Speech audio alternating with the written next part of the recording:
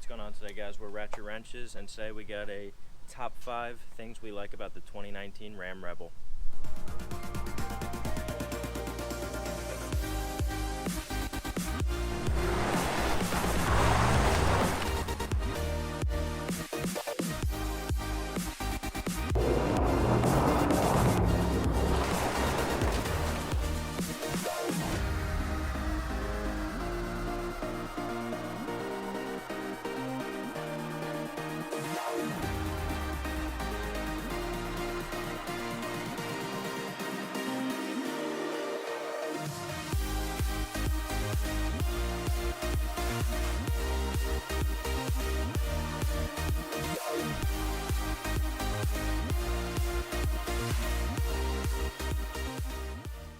So the first thing we like about this truck is the front end. You can tell it's a whole total redesign for this generation Rebel, and it's got the nice black on white accents, and it's just a beautiful, beautiful finish. You got the nice sleek headlight design, which is actually LED, so no halogens anymore.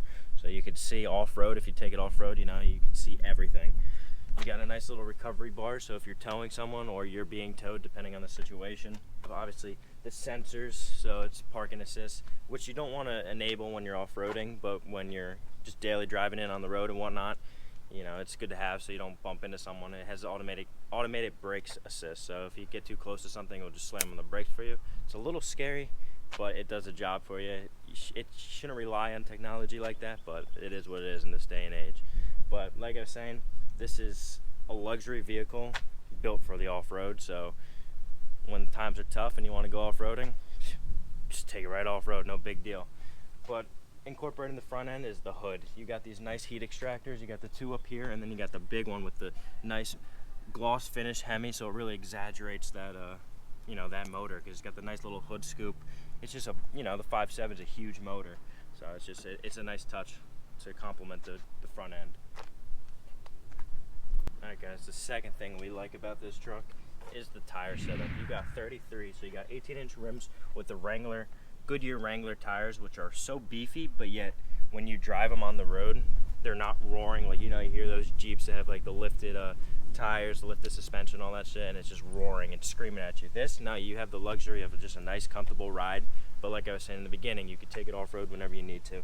So you got the nice, it's kind of dirty as you could see. I mean, we had to get some insane shots, so it was clean before we started this, but we had to take it off-road. And if you take away the little dirt, it's just like a nice satin black finish, which, it just complements the white and the black trim all around the whole vehicle.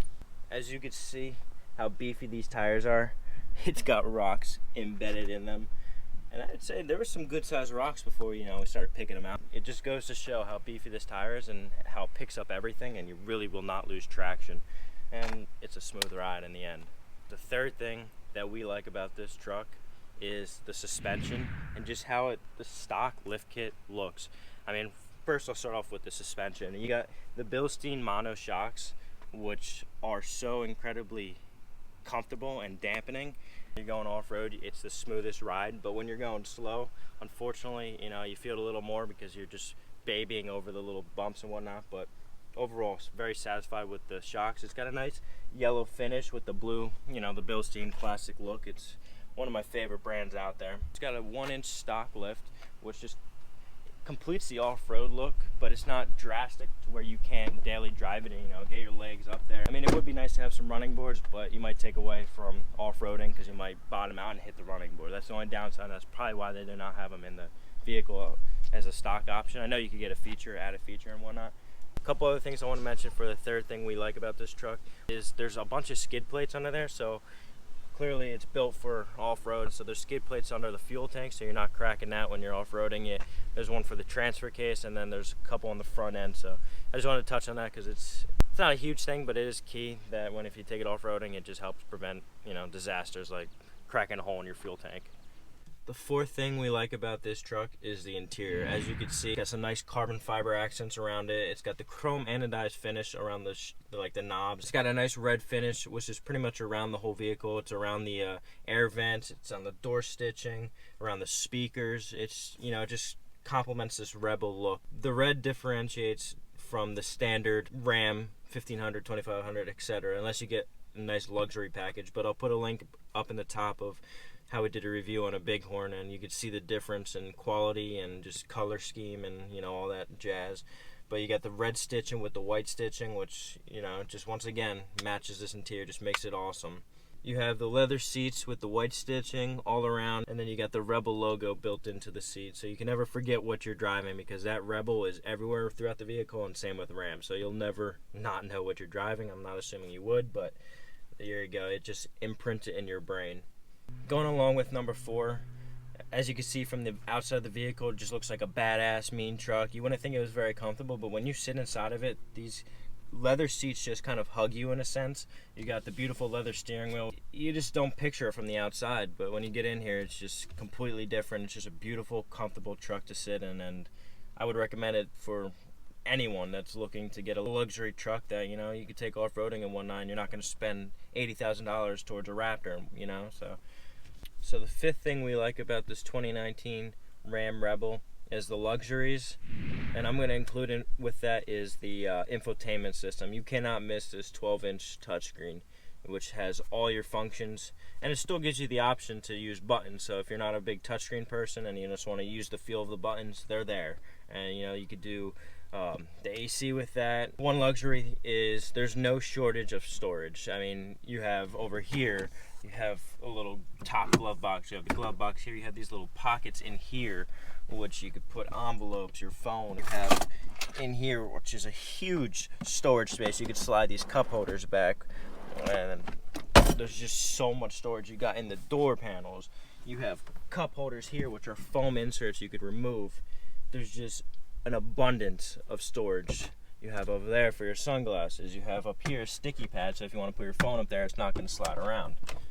And then in the rears, under the seats, there's storage, and then in the back, there's a Ram storage bin. So if you're in the Northeast region or anywhere that's very cold during the winter time, or just cold in general, you have the luxury of a heated seat and a heated steering wheel, which is a nice touch. So another luxury, as you can see, we kind of bypassed it and we put our own little garage opener, but they have universal garage openers, so you can just program that to your, you know, whatever garage you have. So if you make your way to the sun visor, it has a nice light system, which is also a nice feature, is the fact that it slides. I haven't seen that in any vehicle lately that I've done a review on, so that's a nice feature. So down here you have some auxiliary switches for traction control, and if you're towing, there's a couple options, and then there's the camera. If you make your way down here, it's got phone holder, which is actually very convenient because you could put, if you're charging it, you could wrap the cords in between there. You have a CD player, which is not standard anymore. You don't really see that, so that's a pretty cool feature.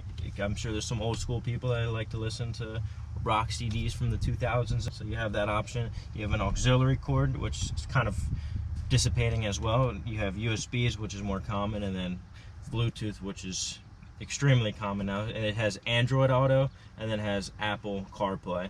Not only do you have your typical USB ports, you have the USB Type-C, which is up and coming and probably going to be the future. I know Android started to move there towards there, and I believe Apple is going that route too, but I'm currently not sure. Don't quote me on it. With the infotainment system, you have a split screen, so up top you could do your climate, and then down low you could have your music, which is cool feature. So if you want to see two things at once, you have that capability.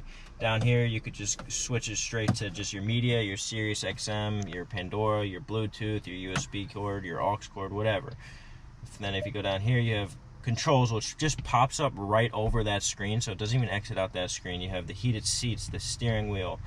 You can lower the brightness of the rear view mirror, so if you have someone high beaming you and really riding your butt, you could dim it down so the lights aren't blinding you while you're driving. You have the access to your backup camera, which actually you could use while you're driving, which is a pretty cool feature because you could see if someone's, like I said, tailgating, you could have their license plate right in your rear view. You have that access to do that. Clearly you have the climate over here, and then you have all the apps. So you have TravelLink, which is pretty much just a navigation system. You have Wi-Fi hotspots. You could put settings and whatnot on the projection, the way it projects itself.